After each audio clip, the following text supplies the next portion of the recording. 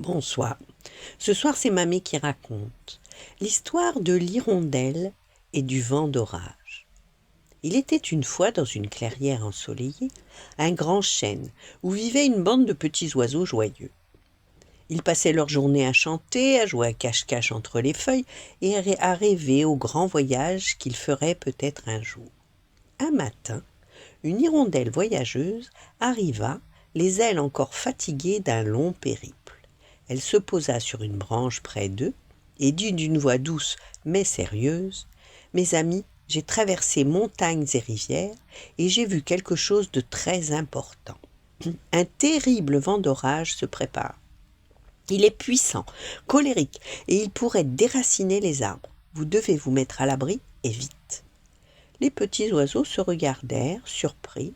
Ils connaissaient bien le vent, mais un vent aussi fort pour déraciner un chêne, cela leur paraissait incroyable. L'un d'eux répondit en riant : « Oh, chère hirondelle, tu as dû rêver.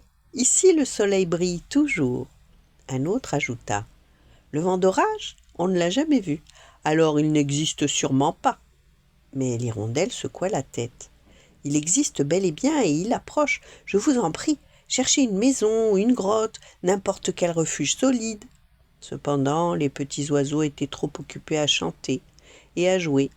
Ils n'avaient pas envie de s'inquiéter pour quelque chose qu'ils ne voyaient pas.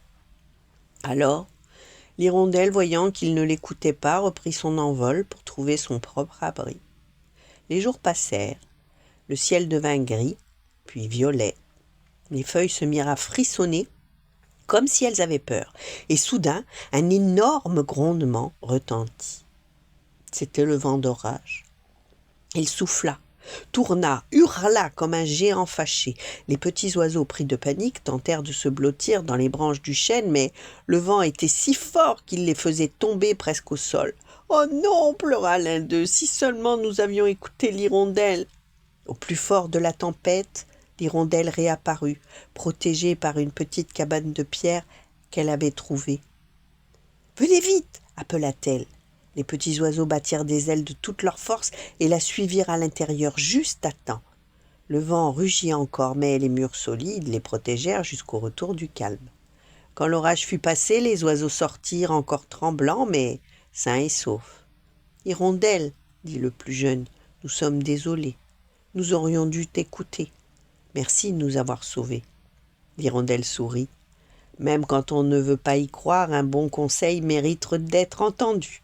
L'expérience peut parfois voir plus loin que nos yeux. Les petits oiseaux acquiescèrent. Depuis ce jour, on raconte que dans cette clairière, dès que quelqu'un apporte une nouvelle importante, on l'écoute attentivement. Et l'hirondelle, elle continua ses voyages, mais revenait chaque année pour rappeler aux petits oiseaux une petite phrase qu'ils récitaient en chœur. Un ami qui prévient est un trésor certain. Voilà, bonne nuit, faites de beaux rêves et à demain.